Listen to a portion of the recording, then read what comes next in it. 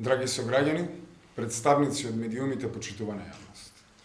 Притисоците и деградирањата на луѓето кои се поистоветуваат со левица продолжуваат, како непрекинат притисок врз партијата за да се компрометираат нашите активности и капацитети.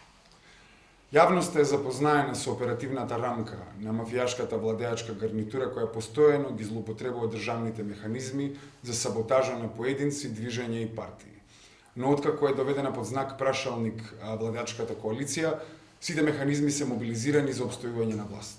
Од киднапирање на законодавниот дом до обезвреднување на сите кои не произлегуваат од нивните табори. Имено мајката на нашата кандидатка за советничка за град Скопје, која од 2001 година во Фондот за здравствено осигурување работи како деловен секретар со статус на јавен службеник, со последната наредба подпишана од двата директори на Фондот, Стево Крстевски и Фатон Ахмети, таа се деградира и се задолжува да извршува работи и работни задачи кои се одредени за работното место референт за заверка на ортопедски помагал.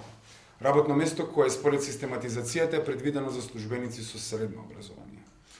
Со оваа наредба таа се деградира, бидејќи нејзината ќерка на Фејсбук споделила статус на претседателот на Левица Димитар Апасиев. СДСМ и Левица се влезени во обратно пропорционален политички однос и растот на Левица директно влијае врз иднината на Социјалдемократскиот сојуз.